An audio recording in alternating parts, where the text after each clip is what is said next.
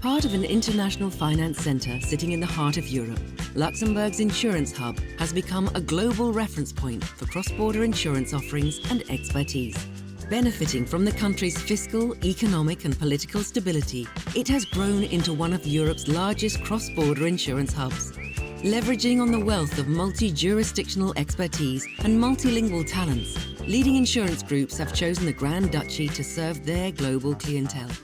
Furthermore, insurers within Luxembourg benefit from a dedicated supervisory authority, a sound legal and regulatory framework, and a wide array of depository banks that provide strong protection for policyholders. By centralising core functions within Luxembourg, the EU Freedom of Services regime allows insurers to serve clients across the single market without having to set up entities in individual jurisdictions. The Grand Duchy therefore offers significant economies of scale and reduced costs for groups looking to establish EU operations. With an eye to the future, Luxembourg's insurance hub has also shifted towards sustainability and digitalisation, assisting players to meet new client needs and develop at the forefront of the industry.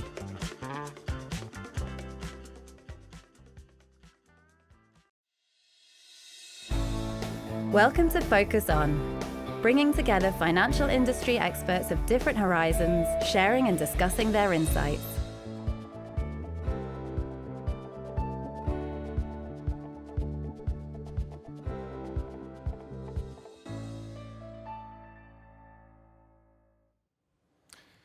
Good morning, ladies and gentlemen. Welcome, warm welcome to our audience watching us today from Luxembourg, Europe and beyond.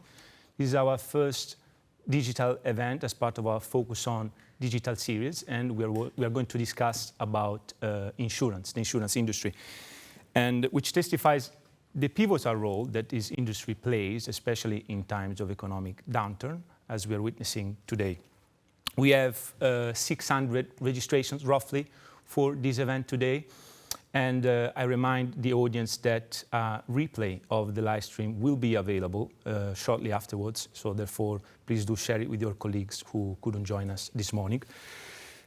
Last year, it looked like the insurance industry was struck by a thunderstorm. We had the implications of the Russia invasion of Ukraine, rising interest rates, slow growth, high inflation, and of course, recession. These factors raise concerns about liquidity and capital levels in the industry, as well as impact of claims inflation. We will have leading experts from both the private and public sector today discuss how to best tackle these challenges, covering a number of topics, starting from a keynote speech from Mr. Ray from EIOPA, discussing the strategic priorities for this year. And then we will discuss about macroeconomic trends, but also latest sustainable finance regulatory updates for the industry, reinsurance and capital markets, how insurers can embrace digitalization to deliver value, and finally Luxembourg as a cross-border life insurance and wealth management hub in Europe. I now leave the word to Mr. Ray from EIOPA and wish all our audience good vision. Thank you very much.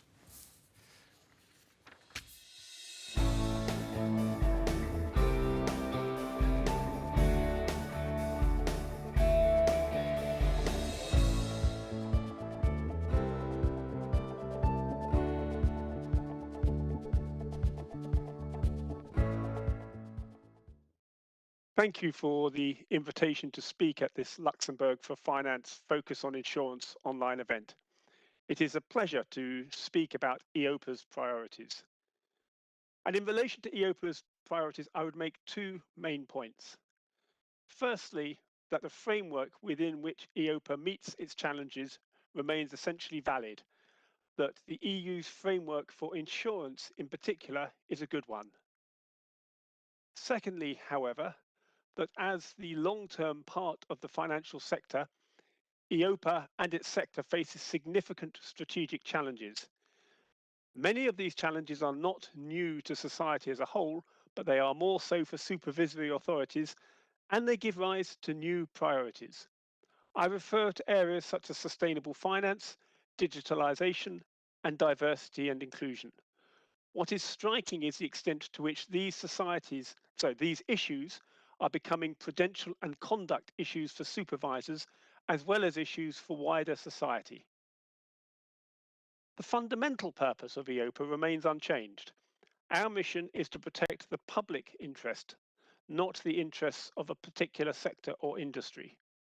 Our recently published strategy for 2023 to 26 stated that prudential soundness, adapted as needed to reflect new developments, remains crucial. Our prudential framework for insurance remains the Solvency II directive. While no one would accuse it of being an exemplar of simplicity, its fundamental principles are straightforward, and these are being taken up by countries around the world. Its greatest strength, in my view, is that it seeks to reflect reality, however imperfectly. And, in turn, reflecting reality is what EIOPA seeks to do. New challenges, such as whether there should be a so-called green supporting factor, should, on aspects such as capital requirements, be evidence-based. Likewise, the approach of EIOPA and the national competent authorities should be based on evidence and on an assessment of risk. Let me turn to sustainable finance. As the long-term part of the finance sector, insurance and pensions should have a natural affinity with sustainability. Moreover, as society's risk managers, insurers have a specific role in addressing the risks arising from climate change. One increasing priority is the concept of the protection gap, the difference between what is at risk and what is currently insured. EIOPA published last year estimates of the gap, the natural catastrophe dashboard, for EU countries against a range of hazards such as flood, wildfires, and drought. Identifying the gap is, of course, just a first step. The remedies for such gaps, whether an increase in insurance coverage or better mitigation and adaptation measures, need to be found. In related work, we will be updating the calibrations for the impact of natural catastrophes better to reflect climate risks. EIOPA's mission of serving the public interest makes it important as well that the data and tools to manage climate risks are not the prerogative only of the best resourced. Another of our sustainable finance priorities is to improve the availability of open source modeling and data in relation to climate risks. In addition to their role as risk managers, insurers, as well as pension funds, are substantial investors in the EU economy. One of the potential mandates EIOPA expects to receive is whether there is evidence for risk differentials for assets with environmental or social objectives compared with similar assets without those objectives. There is already a similar mandate for our banking colleagues. At the moment, we are consulting on what would be an appropriate methodological approach to such a mandate. Diversity and inclusion is growing in importance. As part of its review of the EIOPA directive on occupational pensions, EIOPA will be looking specifically at diversity and inclusion issues in relation to management bodies. The mandate we have been given links what is traditionally a societal issue to prudential concerns. To quote, "The need for such requirements is in order to facilitate independent opinions and critical challenge, and to more effectively monitor management and therefore contribute to improved risk oversight and resilience of institutions." This advice is in relation to pensions, but the principles I've just stated apply as much to insurance. And of course, diversity and inclusion issues are not restricted in the longer term to the management body. I've already referred to the important role that insurers play as investors, and in addition, ensuring that diversity and inclusion are reflected in the pension products for IOPs will be a key issue for the future. Let me say a little bit about cross-border activity. The increased cross-border business throughout the internal market will require greater attention to home-host supervisory relations.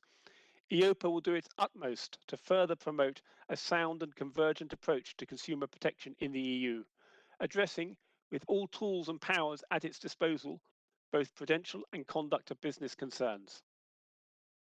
Finally, let me mention one other feature driving a lot of our work: the increasing shift to the individual of risks relating to outcomes in both insurance and pensions.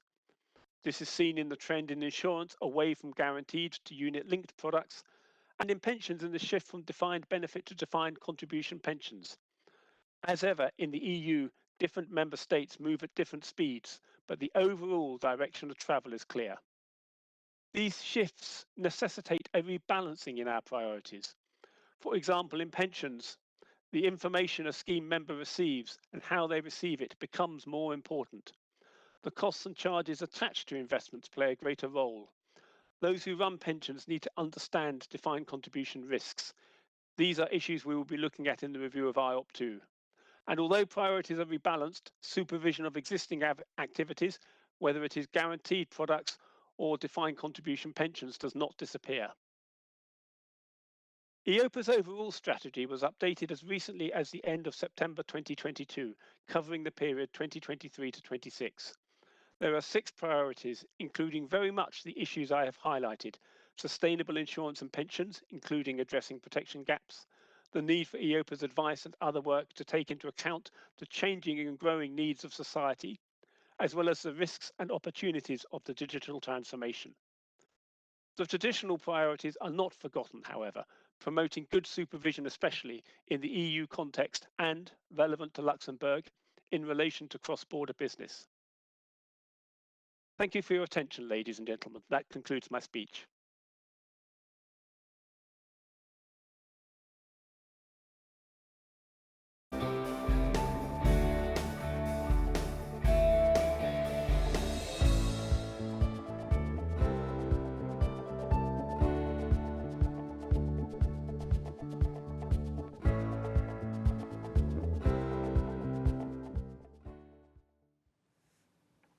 Good morning, ladies and gentlemen, and welcome to this panel on how to create value in insurance in times of uncertainty. I'm joined by a great cast of speakers with me today, and I would start by introducing them, of course, starting from the ladies. So we have the pleasure of having Amandine Mott. Amandine is the General Manager and CFO of CNA Hardy, Luxembourg. She's also part of the leadership team of CNA Hardy Europe and sits in the board of directors of the ACA in Luxembourg. Amandine has developed extensive experience in insurance, working both as a consultant and as an executive. And I really want to thank her for her presence this morning. Good morning, Amandine. Morning, Emiliano. Emmanuel, good morning. I have the pleasure to introduce Emmanuel Musel. Emmanuel is a partner at Arendt Medernach in Luxembourg, one of the most important law firms specialized in insurance, banking, and financial services in general. Emmanuel has extensive experience advising clients on different set of topics, including sustainability, ESG, when she developed a very strong experience. But she's also assisting institutional clients with criminal and regulatory investigations and litigation cases, work for which she has received a lot of praise locally and internationally. Good morning, Emmanuel. Good morning, Emiliano. And then last but definitely not least, we have Pierre-Edouard Fragneux.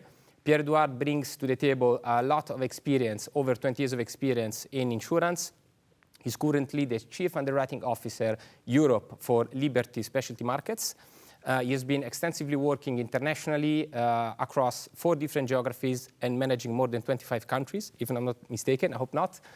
And is an expert on underwriting, distribution, and portfolio management across different lines of business. Good morning, Pierre-Edouard. Good morning, Emiliano. So with such a great cast of speakers, I'll jump into the questions. We have split the questions in 4 different sets. We'll start from the macroeconomic trends which are affecting us enormously in Europe and worldwide. We'll then switch into another topic which is very hot about regulatory and sustainability. We'll have a session of questions on digitalization, and then we'll close with talent, the very interesting topic. So let's kick off the panel. First question for Pierre-Edouard. Pierre-Edouard, after a short period of improved market discipline, we are now observing, again, an increase in the supply of specialty insurance capacity and an initial softening of risk pricing. So my question for you is, how this current market development relates to the current European macroeconomic trends of high inflation? Thank you, Emiliano. And maybe let me start with a kind of bold statement. Insurance is very interesting. Of course, I'm a little bit biased because I'm in the industry, but one of the things that makes insurance really interesting is the pricing mechanism. How premium is determined for a specific risk. If you look at any other industry, you almost know all your costs before setting your margin and the price you want to sell your product and or service. Insurance is the other way around. So we don't know all the costs because loss are not entirely predictable.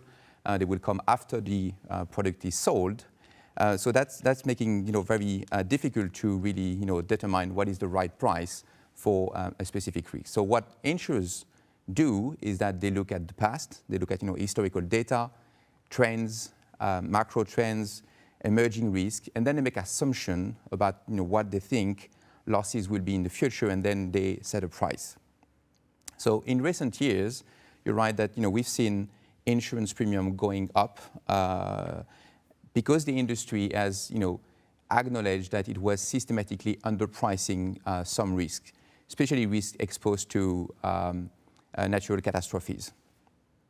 And so we have experienced a period of 2 to 3 years of increased rates globally, but of course also in Europe, because the industry needed to rebalance the fundamental economics of the insurance industry. So you're right that we've seen some deceleration in premium increase in the first half of 2022, but there is still a lot of uncertainty on the market, and we expect in 2023 rates to still go up to some extent. And the reason for that is that I think it was mentioned at the beginning. We have how the Russia-Ukraine conflict might evolve. There is the inflationary and recessionary pressure, and the unprecedented natural catastrophe events we've seen in the past few years. In 2022, last year, we had a major hurricane in the U.S., which is estimated to be in the range of $50 to $60 billion insurable loss. We had unprecedented flooding in Australia, in Asia, and closer to us, we had a massive hailstorm in France, which are very, very costly. And of course, even closer to us in Luxembourg, I think we all have in mind the devastating flood that we experienced in July 2021, which is a loss estimated in the range of $12 to $13 billion. So it's a lot of losses that are paid by the insurers. So we have loss activity going up.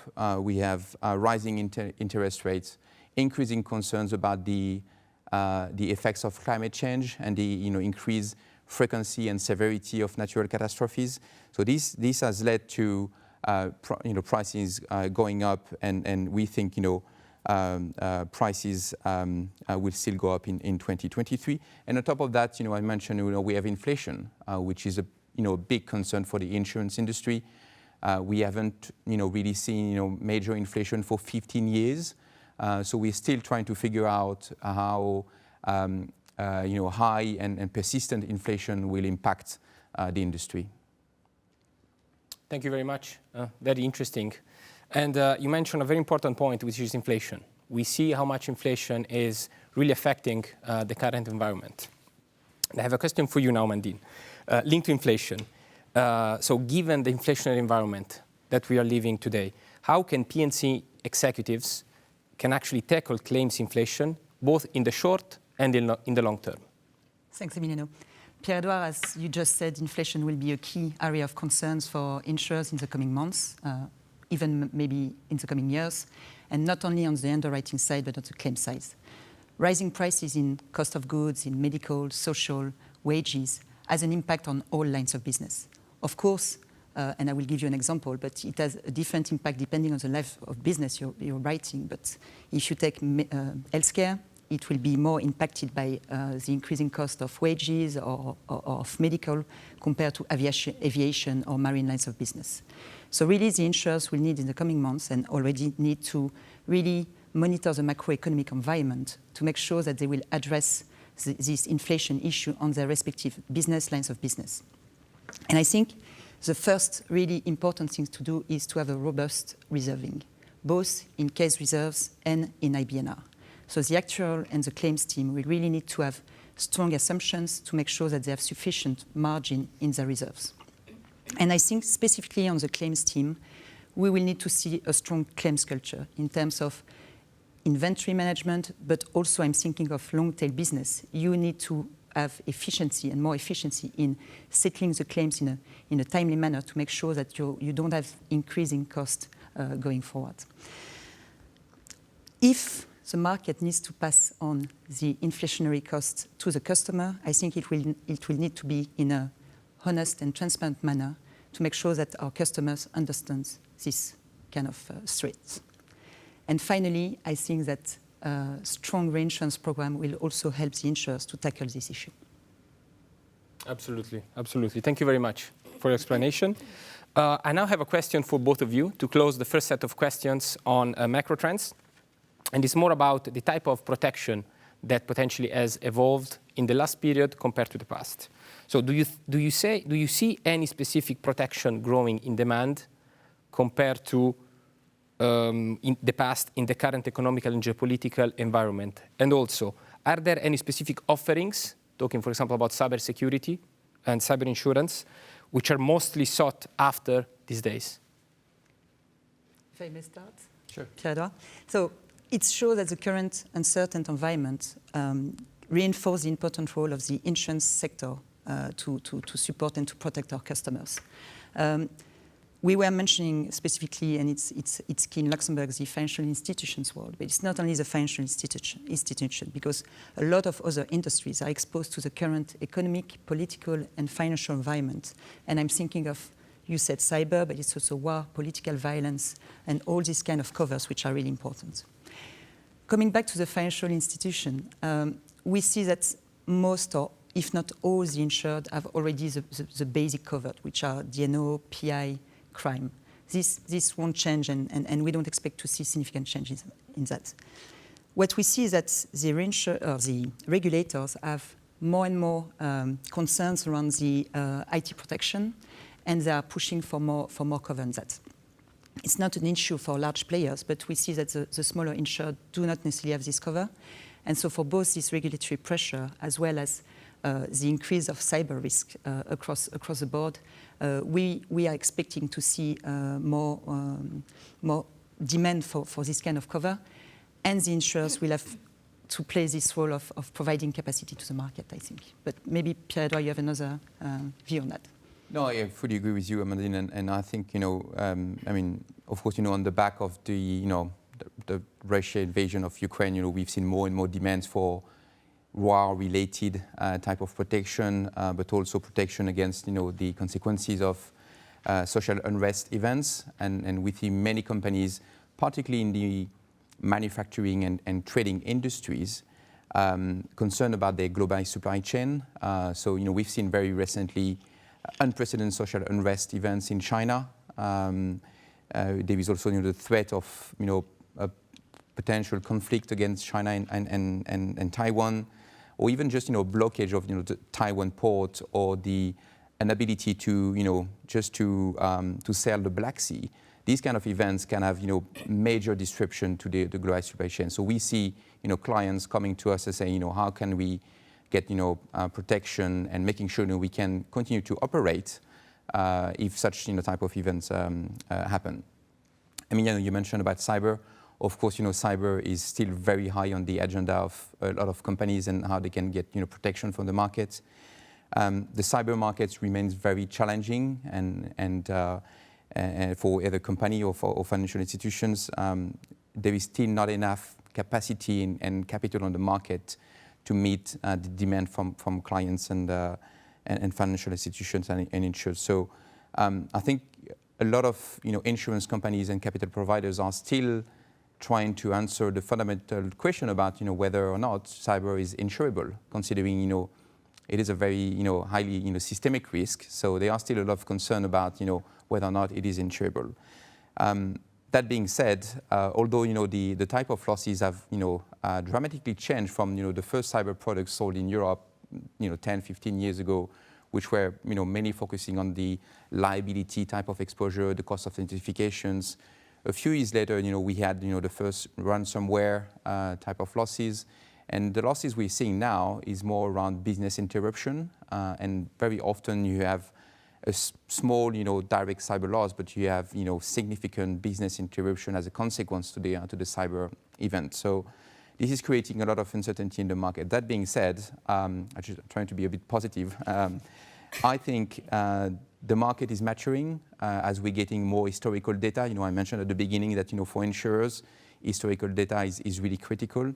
So as we are getting more historical data, I think in 2023, the cyber insurance will be more available, more affordable for our clients. So that's I think what we can see in 2023, trying to end on a more positive note. Very good, very good. Let's be positive, right? Otherwise, difficult to move ahead. This being said, we'll move to the second set of questions, which is on regulatory and sustainability. And I want to take the advantage of having an expert such as Emmanuel with us to address a couple of questions, if I may. You may. Emmanuel, as you know, one of the major regulatory developments in the insurance space is the sustainable finance disclosure requirements as set out by the SFDR regulation. But there are also additional regulations, very much insurance specific, IDD, Solvency II, and others, which are really affecting the industry quite a lot. So my first question is how all these EU regulatory pieces interact with each other, and where should insurance companies focus their attention? Well, Emiliano, I would say that actually the ESG framework that is currently applicable to insurers is actually composed of a medley of legal requirements. And in an attempt to bring a little bit of order into this legal mess, I would classify them into four main categories. The first category consists in disclosure requirements, because indeed insurers are today required to disclose to what extent their activities, their business is exposed to sustainability risks. They are also required to disclose to what extent their activities may have a positive or a negative impact from a sustainability perspective, and they have also to disclose whether or not they are pursuing an affirmed active sustainability objective. The second main category of ESG requirements consists in risk management requirements, because insurers are now required to integrate sustainability risks into their overall risk management framework, because sustainability risks are now considered as being drivers of existing risk categories, such as credit risk or operational risk or liquidity risk. Then our third main category of ESG requirements would be product governance requirements, because insurers are now required to integrate sustainability factors such as waste or resources management or human rights or emission levels into their overall product development and product design process. And then finally, the fourth key category of ESG requirements would consist in what I would call investment suitability, because life insurers who are offering insurance-based investment products now need to specifically ask their clients about their sustainability preferences, meaning their clients' preferences to invest into products that qualify as sustainable investments. Now, all of these disclosure, risk management, product governance, and investment suitability requirements all derive from different texts, which have different scopes of application and different implementation timelines.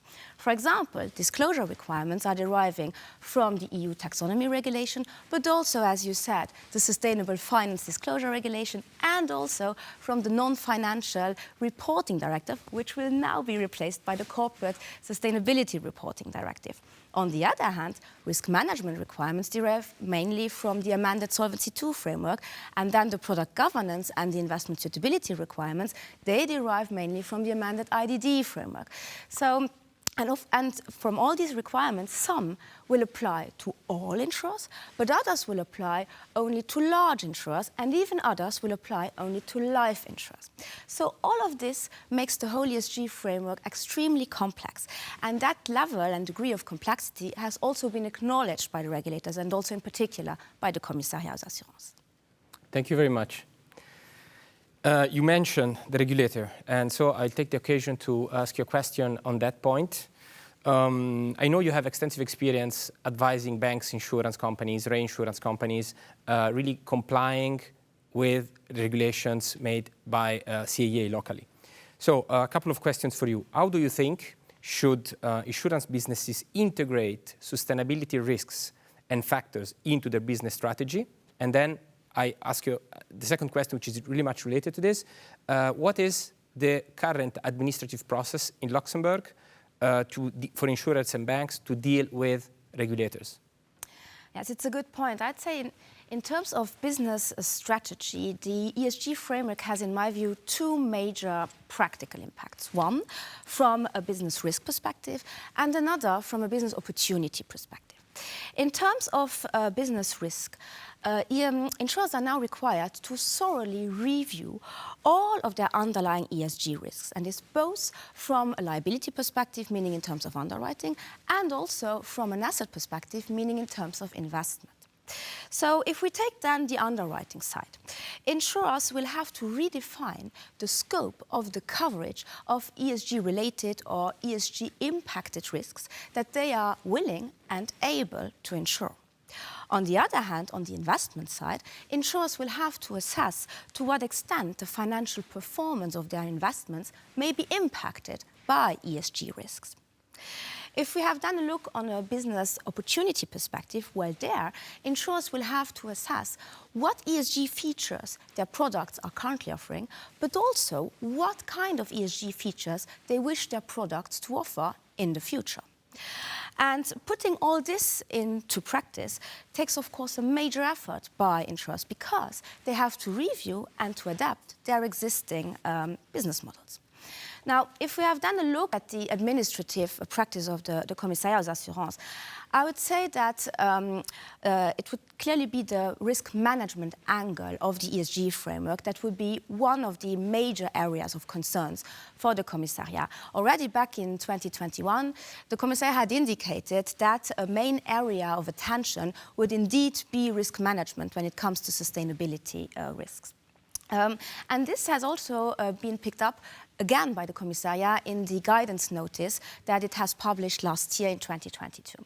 Now, there has so far not been any additional sustainability-specific guidance that has been published by the Commissariat, and it's, in my view, a little bit too early to observe a tangible or meaningful administrative practice in that respect, also because many of the ESG requirements have only entered into force or became applicable in the course of 2022. So I think we still need to be a little bit more patient in that respect. Very good, very good. Thank you very much for the explanation. We're done now with the first two set of questions. We'll switch to the third set of questions, which is a topic very close to me, very close to all the Luxembourg insurance space, which is digitalization. Kind of a buzzword. The last few years we have listened too many times about digitalization, and so on. So let's take advantage of having Pierre-Edouard, and I will have a couple of questions for you. The questions are very much linked to each other, so I just ask them together, then take the time to respond. So as far as specialty insurance is concerned, and you are a chief underwriting officer, so you are very much into the real operational business, right? Do you see digitalization and in general tech solutions as a disruptor or as an enabler to really streamline operations in insurance? And in this space, how do you see insurtechs? Do you think there will be an added value for the industry, or it's going to be still difficult to include them into the real operations? Thanks, Emiliano. So, as digitalization is close to you, it is also very close to the insurance industry. It is really at the heart, increasingly at the heart of the insurance industry. And we're seeing more and more, insurance business being traded digitally. There are many digital initiatives on the market, a lot of them focusing on operational efficiencies, and that's not a bad thing. But I think what the insurance industry often fails to really achieve is to really create competitive differentiation, really bringing value to the market, bringing value to clients, to insureds.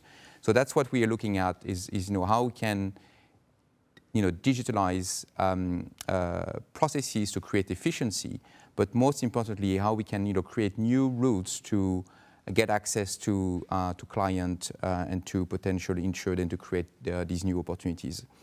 Of course, there is, when we speak about digitalization, there is also the importance of data.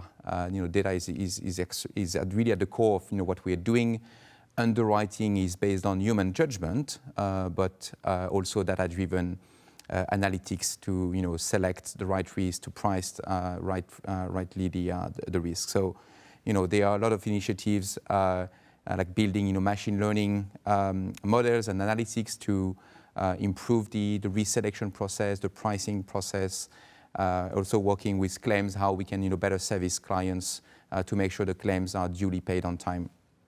But you mentioned about digitalization being a buzzword. So I think really to avoid distraction, because we are seeing a lot of initiatives, it's really important to answer three quick questions. The first one is around desirability.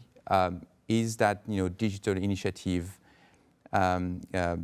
meeting an unmet or underserved need from an insured or a client? So that's really the first point, is around desirability. Then you have feasibility.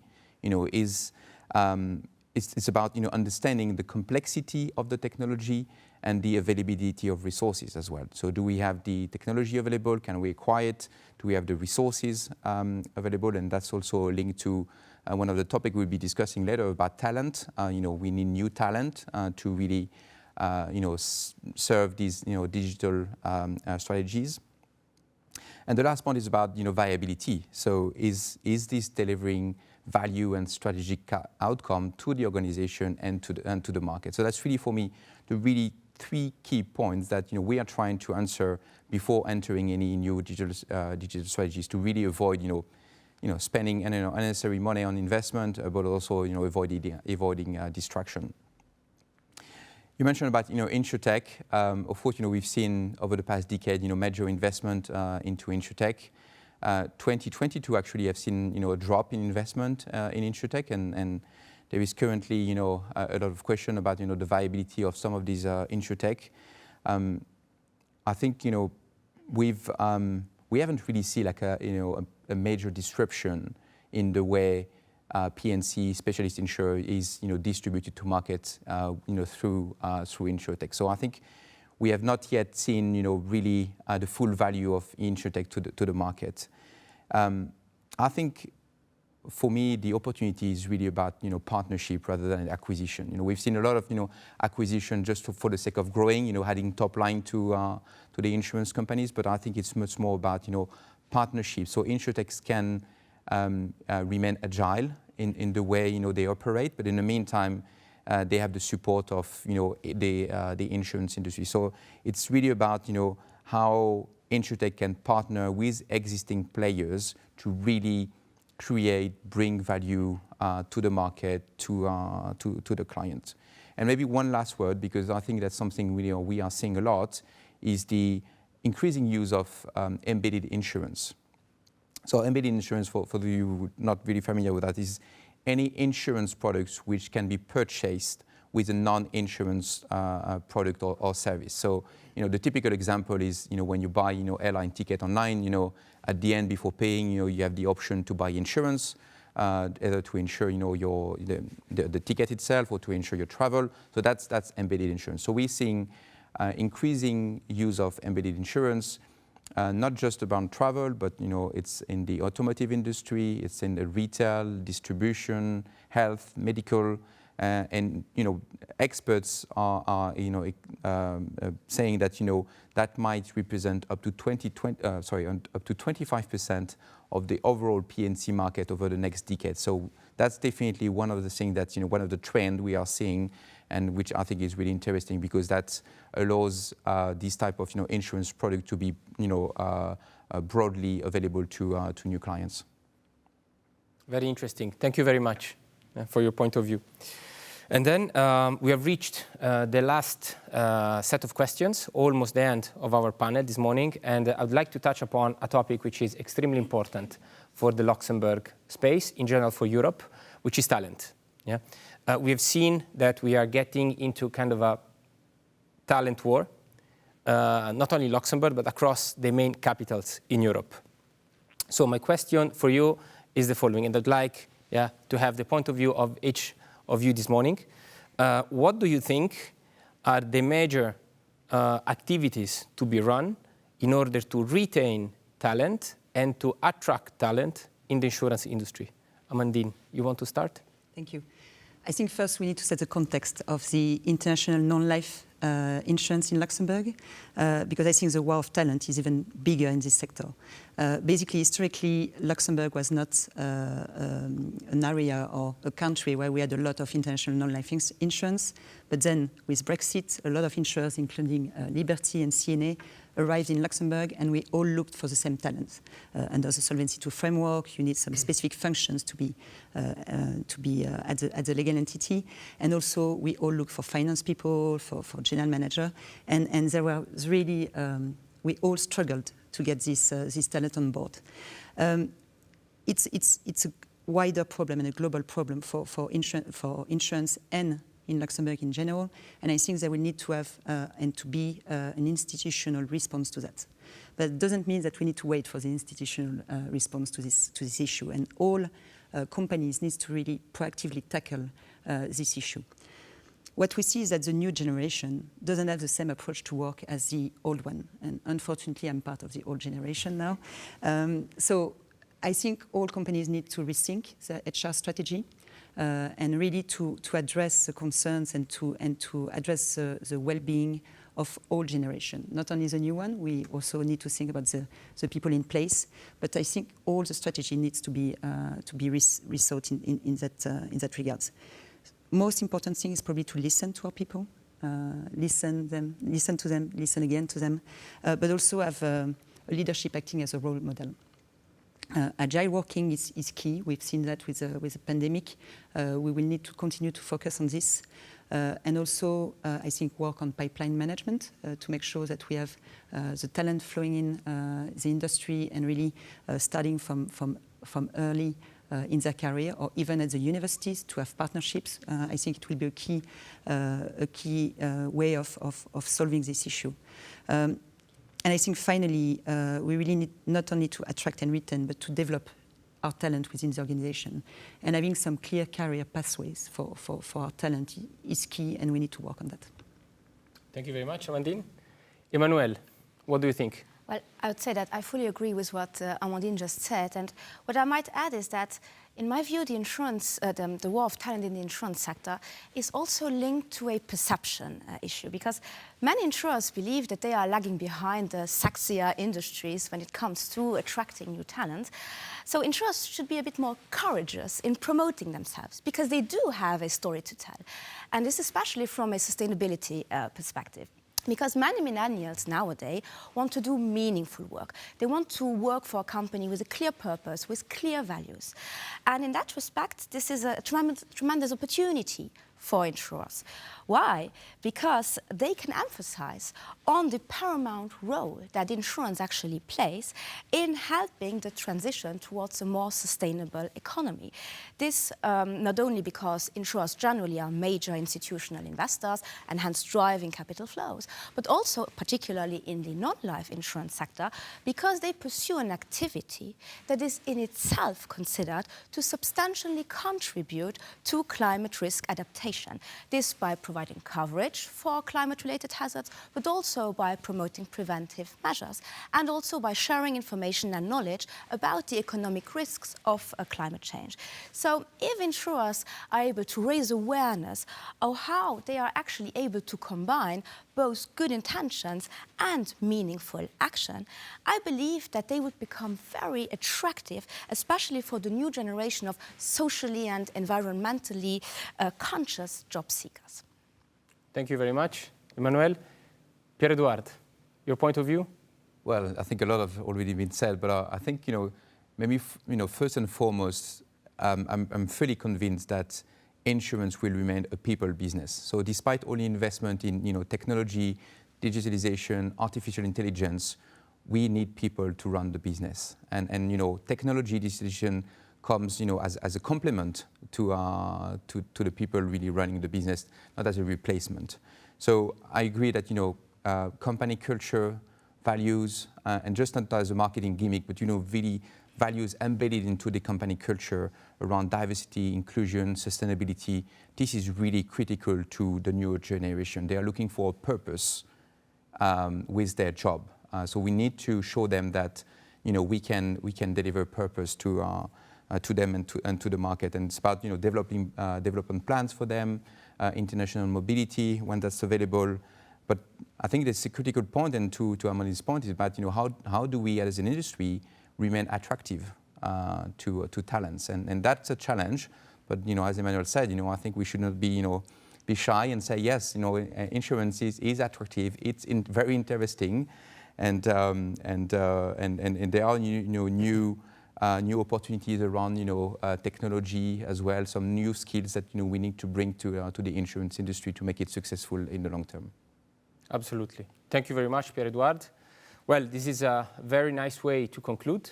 I would like to really thank you very much, my panelists today, and really for your precious point of view and time.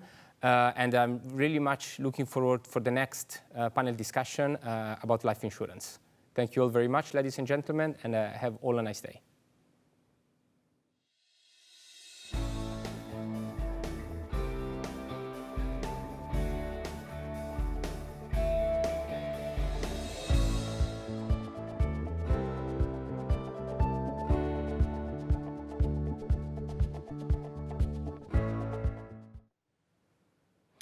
Ladies and gentlemen, insurance is fundamental for the effective functioning of capital markets.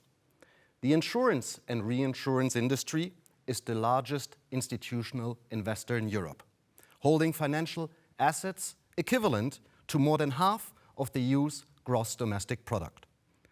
Premiums that are collected from retail and institutional policyholders are invested in capital markets and the economy at large. I have the pleasure having with me Lise Marie Barnes, the recently appointed General Manager of Swiss Re in Luxembourg, with me to discuss fundamental interconnectedness between insurance and capital markets. Lise Marie is a qualified South African chartered accountant. Before joining Swiss Re in 2006, she has worked with PwC in South Africa, specializing in financial services.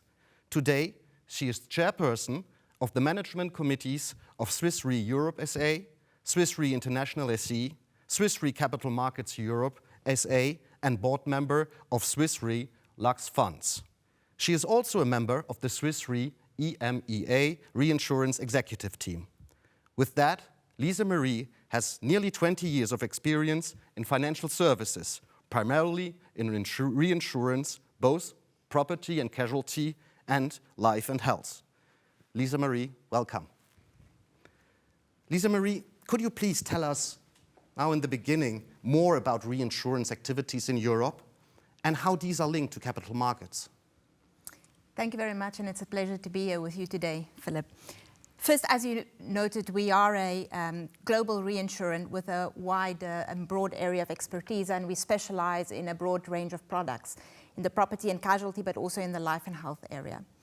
We also provide direct insurance solutions to corporate clients through our corporate solutions arm.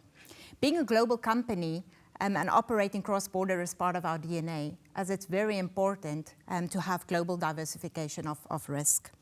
At the same time, we do have presence in about 20 countries across the world, not at least because it's important for us to have close proximity to the risk we write, as well as our clients.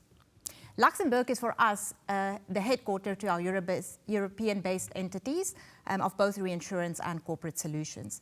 We established these headquarters in 2007. In 2019, we actually created a new entity called Swiss Re Capital Markets Europe. This entity still specializes in our specialty risk area, but not through traditional reinsurance or insurance solutions, but actually through sophisticated financial instruments called insurance-linked securities or weather derivatives. So when it comes to capital markets, there are a few angles to consider. Firstly, our reinsurance and insurance business actually generate billions of premiums every year that needs to be invested. And we do that through investing in various financial assets, financial instruments that clearly supports the economy, such as listed equities, government and corporate bonds, real estate and infrastructure loans. And maybe I mention a few examples. Currently, we have approximately 500 million invested in infrastructure loans, mainly supporting projects in the EU, such as renewable energy and sustainable housing. We also have around 800 million invested in EU institutions, such as the European Stability Facility. And we also step in when there's a call for private sector support. For example, during the COVID crisis, we actually invested 100 million in the Luxembourg solidarity bonds that were issued by the government to fund government support programs. Second, in terms of how we manage our portfolio, it's important to note that we manage that through a fund structure that is managed out of Luxembourg. And we currently have around 14 billion assets under management. And third, then we have our Swiss Re Capital Markets Europe entity that has business in insurance-linked security and also weather derivatives. And from Luxembourg, we actually provide a broad range of products to our partners across Europe. Recent activities are all around weather, natural catastrophe, and energy-related risk transfer solutions. Okay. Before coming back to insurance-linked securities and weather risk, let me ask you about the recent changes that came with the geopolitical turmoil due to the war in the Ukraine. How have these impacted your activities, and what challenges are you currently facing in this environment? Is there an increase in demand of risk protection? Unfortunately, indeed, over the past number of years, we have seen a number of events that has been classified or are still being classified as crisis events. You have mentioned a few, but I would also like to mention at Swiss Re, we have clearly the climate change crisis. We've been talking a lot about that, and it's high on our radar, and it's clearly here to stay. Ultimately, our key mission is to ensure that economies and societies remain resilient through risk transfer. Now, what often happens is during a crisis is that risk materialize. And some of these risks are actually low probability, but high impact. So clearly that contributes to a crisis. As one would expect, there are various consequences on economies, financial markets, but also capacity for risk transfer from these crisis events. To make it more concrete, there is a clear link between reinsurance and capital markets. One example I can mention is that we have recently seen significant pressure on reinsurance capacity at the end of 2022. And this has been triggered by a number of crisis-related events. So let me mention a few. The first one is the Ukraine crisis, as you have mentioned.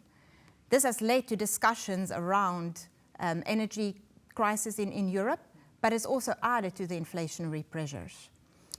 This has indeed led to increased interest rates and asset devaluation, and also lower available capital to flow into the insurance-linked securities market, and therefore lower capacity for risk transfer solutions.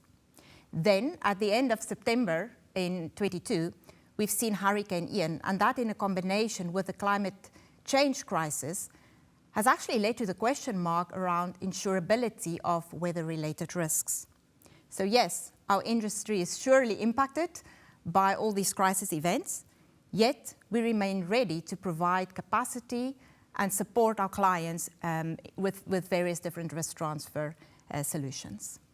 In your previous answer, you mentioned insurance-linked securities. I know that the ILS market has demonstrated its resilience throughout this period of increased volatility across financial markets, especially versus bonds and equity. With over $8 billion issued in catastrophe bonds, this market gave sponsors alternative source of risk transfer capacity in a difficult reinsurance markets. Could you please tell us more about ILS and how these compare to global equity and bond markets? Sure. Insurance-linked securities are sophisticated financial instruments that ultimately leverage from capital markets to create risk transfer capacity. Now, what makes these instruments special is not only their special structuring features, but actually two elements. One, that it has low volatility, and secondly, that it has attractive returns. First, I'd like to mention that ILS are actually great portfolio diversifiers because it is naturally linked to weather and natural catastrophe events and not to financial markets. We have seen over the past number of years that the correlation between cat bond returns and other asset classes has historically remained between +0.2 and -0.2, where with other asset classes we have seen a much stronger positive correlation. So ILS is either minimally positive correlated or even slightly negatively correlated. Second, and related to the significant lower volatility to compare to other financial market assets, it actually provides the possibility for stable returns to investors. Okay. So I suppose it is important to have the support of a robust capital markets infrastructure for ILS. And what I would be interested as well is what type of vehicles are required to structure these products efficiently? Indeed. So for us, it's very important to be able to provide our customers with the right investment opportunities according to their needs and to protect their balance sheet. Luxembourg offers us the opportunity to operate in a MiFID environment, which provides clearly the right framework to us as well as our customers. Luxembourg has always been a very important fund domicile in Europe. And the same also applies for ILS funds. It's also very important. And we hope that over the coming years, we can actually expand our footprint in this area. Lisa Marie, let me come back to weather risk management. With the growth in the weather risk management industry over the last decade, more companies are realizing that it pays off to manage weather-related risk. Your company is a large provider in the sector. Could you give us an insight into your derivatives practice, which are necessary to provide best-in-class weather hedging activities? Sure, Philip. So in Luxembourg, we have focused our ILS activity on weather and energy-related activities. And unsurprisingly, given the macro environment, we have seen an increased interest in this type of risk transfer product. It's related to climate change, but it's not only related to climate change. Now, when it comes to the protection against weather-related risks, there are different options. The one is insurance, so parametric solutions. The other one is actually weather derivatives. Now, these products are very different by nature. Both have their opportunities, but also their challenges. So it really depends on the need of and the profile of the partners seeking protection against weather-related risks. I will give a few examples of the differences between weather parametric insurance solutions and weather derivatives. So firstly, buying insurance is an upfront expense because you pay an upfront premium, where that is not the case for derivatives, right? Because you can enter a swap, so there's actually no upfront expense. Once you buy insurance, normally there's not a lot of activity unless a claim event actually happens. However, with derivatives, it follows the normal trade life cycle management, which includes often daily mark-to-market, but it also includes potential collateral calls. So it's clearly operationally more intense and more complex to manage through the life cycle. Exiting an insurance contract is often not possible or only possible with special conditions, where with derivatives, it's obviously easy to exit by just entering an offsetting position.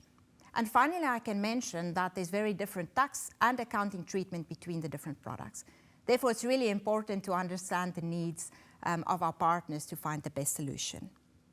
What we have seen in recent times is an increased demand for weather-related risk protection.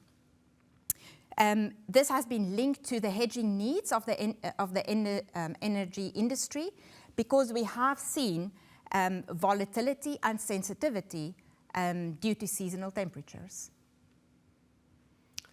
Time is running by fast, so my last questions would be more about regulatory developments. Can you give us an example of a development that you are closely monitoring right now?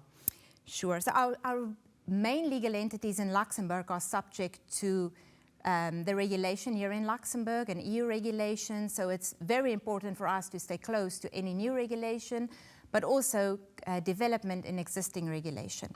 And currently we stay very close to the Solvency II discussions. And there's maybe in particular two areas that I would like to emphasize that we are very close to. The one is we look at the potential changes in cross-border business. So clearly we understand the need to look at that and to learn and act upon recent challenges we have faced and to give new powers to host supervisors. At the same time, we believe the new provision should really tackle some of the challenges that we have faced and should not distort the current good functioning and existing supervisory powers that applies to reinsurers and insurers with colleges. The second area is about embedding sustainability aspects in Solvency II. And it's really important for us that Solvency II remains a risk-based framework. On the one side, we support sustainability, and it's important to us, and it will apply to us as we see the very ambitious journey that the EU is on, and what that will apply to us with the phasing in of regulations such as taxonomy and the Corporate Sustainability and Reporting Directive. However, at the same time, it's really important that we maintain a risk-based capital framework. This is important for our entities here in Luxembourg and for the EU in general. We are closely monitoring development in this space, and we are actively advocating for Solvency to remain a risk-based framework and to avoid that there's purely artificial green-brown or incentivizing or disincentivizing certain capital factors. Ultimately, what is important for us is to be able to operate in the EU under a very good and strong regulatory framework that is absolutely key for the health of this industry. Lisa Marie Barnes, thank you so much for your time and your valuable insights. All the best for the future. With that, I hand over the floor to the next panel. Thank you very much.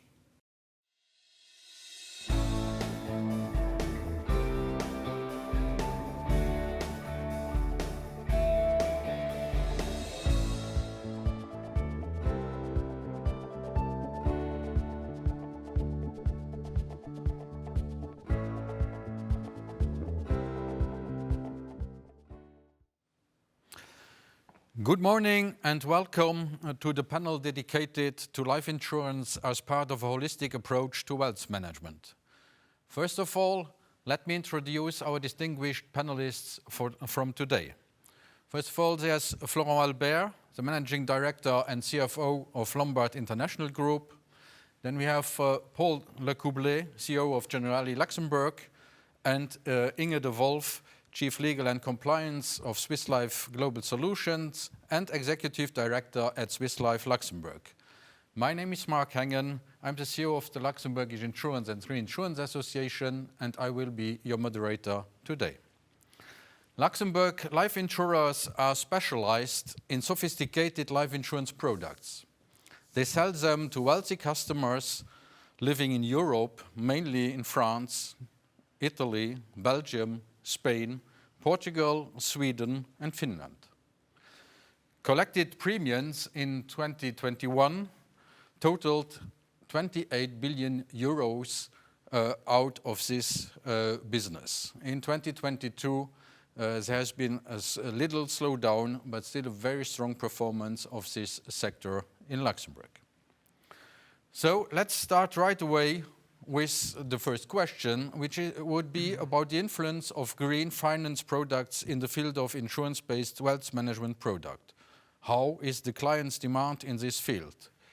And please, Florent, do we have some insights on that point, please? Thank you, Mark. Great to be with you today. Well, I think it's fair to say that we've been experiencing a wave of change through ESG regulation over the last few years. And this is really an important and critical topic for many of us now and in the foreseeable future.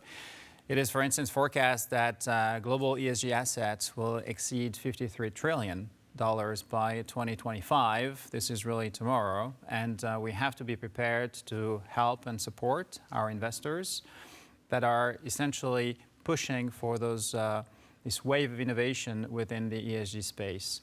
It's a heavily regulated space today, but it's also one that is still growing. There are many acronyms that are being used, and we'll be talking, I'm sure, about Article 8 and Article 9 as it relates to environmental and social objectives and preferences. There is the SFDR, Sustainable Finance Directive Regulation, Development Regulation, which has been in place. There have been many changes over the last few months. Just in August 22, from August 2022, we have to collect sustainability preferences for all our new clients. And then 2023, we'll also see some changes from a regulatory standpoint. I would say within a Lux context, we're also seeing the industry adjust and institutions adjust, with Lux Flag creating ESG insurance products, for instance, which is obviously quite important for the sector. So, in a nutshell, there's a lot going on in that space. I think it's one that is very important for both investors, but also market players, and one that we will see many changes and many opportunities as well over the next few years. Okay, thank you, Florent. So it's really a matter that is evaluating every day, and I think Paul has some data for us about the recent study. Yes, thank you, Mark. As Florent said, the green finance world is booming and constantly moving. And I think there are a lot of labels, for instance, ISR in France, which is a famous label, but it's not easy to find your way around because you can see a lot of different labels too, for instance, a green field of financial. The famous label ISR is going to become more and more impressive, but is also on the point to be changed. And I think for the next summer, probably we will see some exclusions, for instance, fossil energies. If I want to illustrate this point, I can take probably two key figures from a 2022 PwC study. The first point is 67 of retail mass affluent and high net worth investors are willing to pay an ESG premium. The second point is further 50% are considering stopping their investment in non-ESG funds. It is really important. What I can say is a responsible investment is going to become the norm in the next month, in the next years. And high net worth individuals probably are particularly interested in responsible investment because they often are a longer term investment horizon, first point. And second point, probably some of them and the new generations are more interested and more concerned about the social and environmental impact of their investment. Another important point is we have today three main types of funds we can consider. The first one is the funds so-called taxonomy. These funds have a pocket of their portfolio that are invested in economic activities that mitigate the climate change. The second point is the sustainable B funds, so-called SFDR. These funds have a pocket of their portfolio that has a sustainable investment objective. For instance, 40% for the sea life protection. And the last category, the sustainable C funds, known as PAI, the principal adverse impacts. These funds take into account the negative impacts of their investment. For instance, the carbon emission level, the gap between women and men wages, or the water consumption. So in a nutshell, thank you for your contribution. There's a quick evolution of the demands of the clients for ESG products that you live every day in your businesses. And just to follow on, Inge, so Luxembourg life insurers have been specializing in international wealth management. That's the topic of today. Why are they so successful? I believe that in Luxembourg we have invested over the years really in our know-how of cross-border solutions and also innovating in our products because of our underlying investment world and options that we can offer. As an example, I will start with an example. I will be giving an example where we've been able from Luxembourg to design a solution for an international family, and although countries of residence and so do not play a very important role. In this case, it was a family that had arrived in Luxembourg and they were heavily invested in real estate in France. They also owned a family company and they had children that had started to work in the family company and others that had drifted off studying in the UK. What we see is that arrived at a certain age, this man also, because it was the man we were mainly dealing with, also had an investment portfolio, a privileged relationship with his banker and asset manager. And at his age, he was reluctant to actually change his asset mix. But he was very conscious that with the uncertain times and the volatile times we're in, he may be facing some liquidity issues. So he wished to maintain his relationship with his banker, with his asset manager. They had a relationship of discretionary asset management. And he was concerned about generating enough cash in case he dies, that taxes due could be paid, and that also the family company was preserved for the children who wished to continue the business, but also to rebalance the split of wealth for the child that was absolutely not interested in picking up the family business. So here we have worked with a unit-linked contract in which he could invest in an investment portfolio managed by the banker and asset manager of his choice. And we've added on top a guaranteed death cover, which would generate, in this case, we could guarantee up to 65 million euros of cash, of liquid assets that would allow him to face the need for paying taxes and for rebalancing the wealth when transferred to the next generation.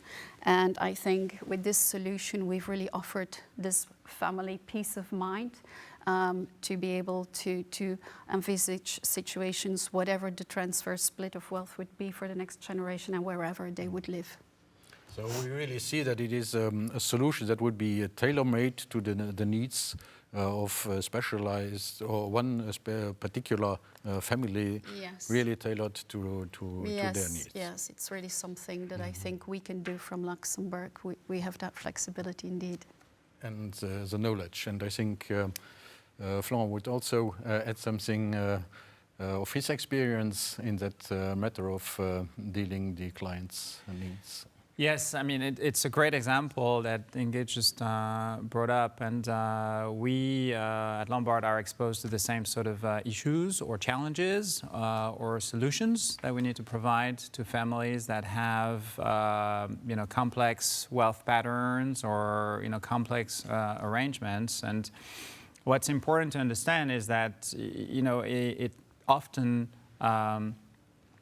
relates to wealth that is invested in the tens of millions of euros or maybe hundreds of millions of euros. So there's a lot of complexity, there's a lot of sophistication, and those are also really high amounts. So there's a lot of attention to detail as to the services that need to be provided to policyholders, but also the resiliency of the solutions provided. And I have one example in mind, which relates to the UK, for instance. There is a very large population of what is called resident non-domiciled individuals in the UK. So it's a special tax status, which lasts for a number of years, but then it ends. And quite recently, we had a Swedish national who was in the UK, had spent several years there, had accumulated quite a bit of wealth, which was mainly invested offshore in Switzerland. And before losing the status of resident and non-domiciled, that individual and his family wished to relocate to Sweden. We then created a solution through a UK policy, which we actually could intermediate as well, because we have a brokerage business, so we can provide advice in the UK. And then we really transitioned that policy to become a Swedish policy shortly thereafter by changing some of the features, adding some death benefits, and also designing a solution around the beneficiaries and the distribution scheme and schedule of that wealth, which essentially provided peace of mind to an individual who had an international career with children spread around and quite a bit of wealth. So it's a great way of facilitating wealth management, wealth transfer to extremely mobile and very wealthy individuals. And I think, the strength of this ecosystem we're in is just that, is that we can provide solutions in a very, very tailor-mannered to very complex situations. This is surely an asset of the actors based here in Luxembourg to give this knowledge back to the client and to really then mix their needs and find the adequate solution. And unit-linked life insurance are complex products. I think we have seen that now. And Florent, you were also talking about the distribution channels. But what in general are the distribution channels that are used? Is this just one? Or what can we say about the distribution channels, Paul? First, Mark, I think it is probably useful to explain some key elements of our framework. And the first one is when you are talking about international distribution, it is important to know that life insurance companies in Luxembourg work under the FPS, the freedom to provide services. It means a broker in France or, for instance, a private bank in Italy can distribute the products of the Lux Insurance Life Company to their European clients and, to be more accurate, to the EEA clients. That's the reason why in Luxembourg, the Lux companies are mainly B2B and have agreements with a lot of selected distributors, partners, for instance, the private banks, the family offices, and the independent financial advisors. Since 2018, with IDD, we have also the product oversight governance. It means companies have to monitor and manage the design, the development, and the distribution of insurance products. The goal of POG, is to ensure that products meet regulatory requirements and that they are suitable for the intended target market. Then you can, of course, ask me what's new. First point, POG has been adapted to integrate sustainability factors regarding new product launch and monitoring and assessment of the target market. Second point, since March 2021, we have the European SFDR, and this regulation goal is to enhance the transparency and to promote the sustainability investment. We are here speaking about Article 6, 8, and 9. Last, MiFID II, especially the point regarding the client's questionnaire adequacy, to integrate the sustainability preferences. For me, this new environment clearly generates a huge transformation for financial actors, in particular in insurance companies and in asset management. They must accelerate to achieve and to implement a concrete measure.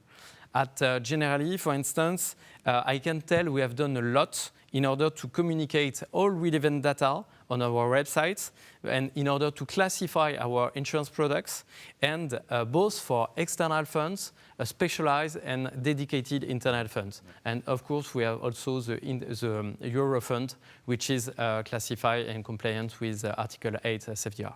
Okay, thank you. So this is quite a complex and complete framework you are working with to distribute the products throughout Europe. So I can say that for the wealth management, you can centralize the solution in Luxembourg. Exactly. Yeah. Inge, do you have to another experience you might complete Paul's intervention about the distribution of these complex and sophisticated products? So I will try to be complementary, not say the same things, because obviously we share the same experience in distribution. You were asking also whether insurance companies distribute. Indeed, some insurance companies can distribute directly, as we are the product conceivers. We know our products, we know our markets. We're well placed to know the advice. But nevertheless, I join Paul by saying that most of us, we work with really an extensive distribution network throughout Europe. And yes, we do conceive a product as an insurance company. We make sure that we respect all the elements of product oversight and governance. Our distribution must articulate well with the target market. But it's an interesting point to say you sell a product when a client is in country A. And as Florent's example showed very well, clients are mobile today. Our international wealthy families, they're mobile. So you can start in a country A with an advice A about your product, but what if the client moves? Your distribution need to move with it. Our products, we have always said, they're portable, so a client can easily go from one country to another country in Europe and the insurance contract will be recognized, but you still need to tweak the advice that goes with it. So from there on, we may need to advise about what is the tax impact of the product? Do we need to tweak on the underlying investment world to remain tax compliant or legally compliant in the new country of arrival? So distribution is selling, but it's also ongoing advice, and it's to master that pan-European knowledge of distribution. And we do feel that in our network, we can be very useful as well to accompany our intermediaries, our insurance intermediaries, in that knowledge of how to know to adapt their regulatory framework to the new country. Should they abandon their client, or can we accompany them to also notify in the country of arrival of the client? And how can we accompany the intermediary or the partner to give that complementary advice to the new situation? So I think really insurance is distribution of insurance. It's a matter of partnership between professionals. So if I understand well, there's a possibility to have direct contact with the company, but also, and that's a more common situation, that there's brokers or advisors and perhaps the private bankers that also look after the common client in that case. Absolutely. And the most important then is also to adapt if the situation of the client would change, especially when moving from one country to the other. So all this is possible here in Luxembourg. And just talking about the Luxembourg product, so how does it compete with competitors? Because we are not alone on the planet or in Europe on that market. How does it fit also in the value for money concept? Florent. Thank you, Mark. I confirm we're not alone on the planet, unfortunately, or fortunately, I don't know. But coming back to Luxembourg product, I think that Inge described quite well with Paul the distribution angle. There's obviously also a product feature angle in relation to competing offerings. And obviously within the investment universe, if you zoom in on insurance, an insurance product as an asset class or a type of investments that policyholders are willing to invest in, Luxembourg is very well positioned. There is obviously what we call the triangle of security, which is a particular security which is provided to policyholders because their insurance assets are segregated. And therefore, in case the insurance companies goes bankrupt, those assets are protected and the policyholder can have access to those. It's obviously quite a unique feature in a AAA rated country, which also offers some peace of mind to investors. There's obviously as well the portability. We talked about international mobility, and Luxembourg products are quite tailored for investors that are extremely mobile in the course of their life. Those are typically investments that go on for 15, 20 years, so a lot can happen within that span in a normal life. And so it's important to be able to accompany those policyholders throughout their life. So portability is quite critical. Asset flexibility is really important too. Luxembourg has quite a unique setup which allows a lot of flexibility as to what policyholders can put in an insurance product. Arguably, other countries are catching up in terms of regulation, but I would argue that still Luxembourg has a lot more maturity there. And finally, the ecosystem, the expertise. You mentioned a market of just under 30 billion euros to kind of round it up.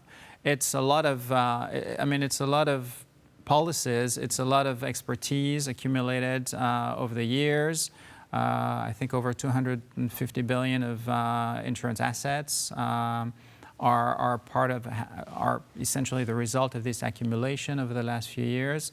And so that ecosystem is quite strong and makes insurance quite appealing.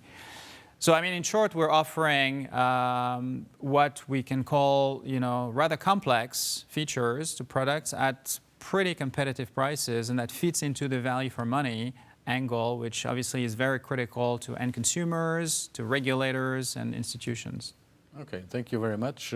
Paul, would you like to complete Florent's statement? Yes, maybe to add something regarding value for money. I think when we talk about value for money, we talk about fees and we talk about performance, yield. Regarding the fees, one asset of Luxembourg is a possibility to have clearly the identification of the fees linked to the distributors, linked to the private bank, linked to the asset management, linked to the depository bank. It's already in place in Luxembourg. It's clearly a big asset. But probably we will have to adapt our products, in particular the key information documents, because the key information documents often have maximum fees which are not in line with the price applied on the market. And it's a new challenge we will have to face. At Generali, I can say we have worked a lot in order to put in place a steering cockpit with the goal to monitor the profitability and the yield of our products based on three main criteria. The first one is the partner selection. The second one is the unit-linked selection.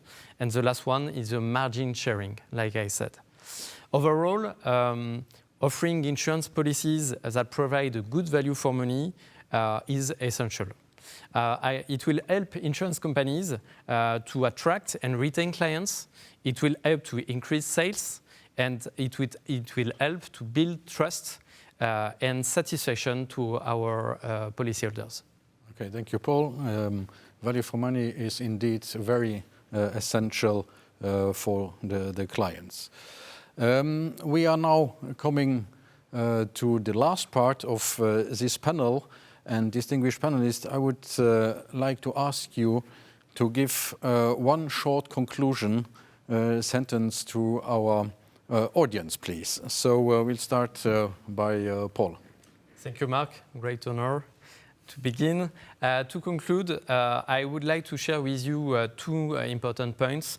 The first one is to say Luxembourg is clearly a leading international global platform for sustainable finance.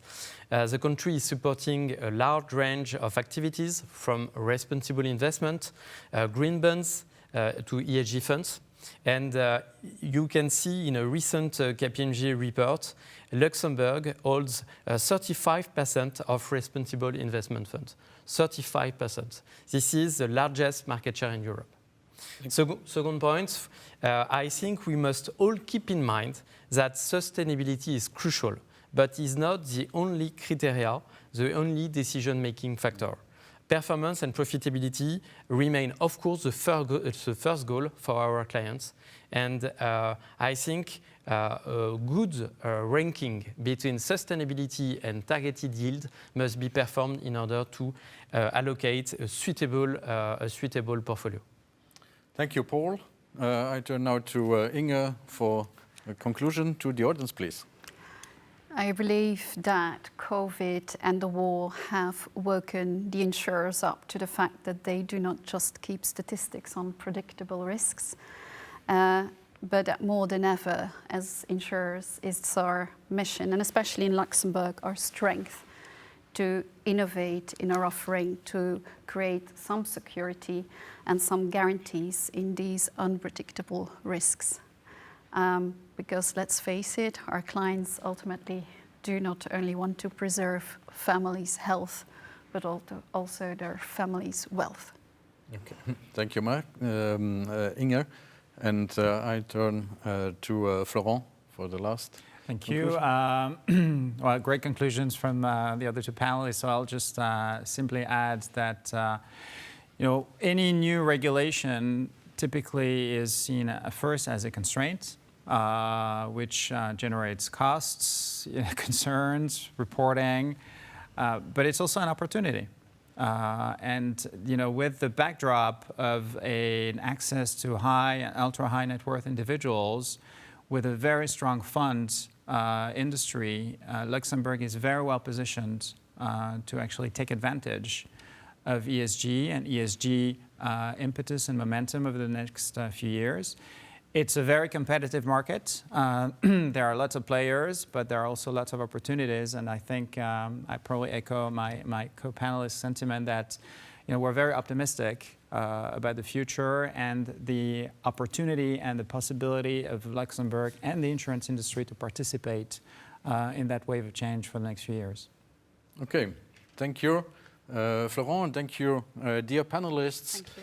This brings us to the end of this panel. So thank you very much for your contributions.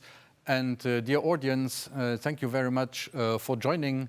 Have a good day. And now I will give back to Mattia. Thank you. Bye-bye.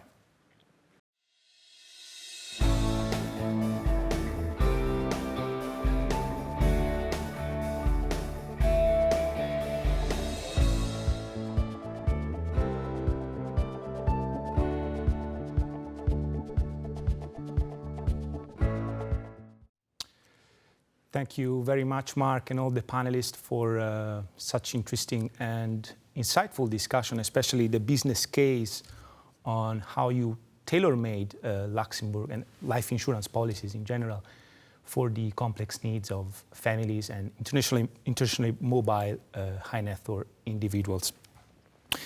Ladies and gentlemen, this brings us to the end of our program for today. I hope that you enjoyed it and most importantly, you found it insightful and useful for your practice if you're an investment professional. I think I would like to conclude with a key takeaway for this event, that is talent. If you are a fresh graduate, but also an investment professional, for instance, looking for a career move in sustainable finance, the insurance industry can certainly provide for that opportunity, being at the forefront of the no-low carbon transition. For any more information on Luxembourg insurance industry, I strongly encourage you to visit the ECA, the Luxembourg Insurance and Insurance Association website, or our website, Luxembourg for Finance. Finally, I would like to thank all our moderators and panelists for their contribution, as well as our sponsors, which help us immensely in organizing and these events and make these events happen. And for those who will be in Singapore, by the way, next month, I'd like to remind you that on the 9th of February, we will organize a networking reception at the Social Lab with the presence of the Ministry of Finance of Luxembourg, Eurico which will be followed by Luxembourg's Fund Association, the ALFI Roadshow in Singapore. Therefore, if you're in Singapore, please don't miss it. Thanks again and see you soon.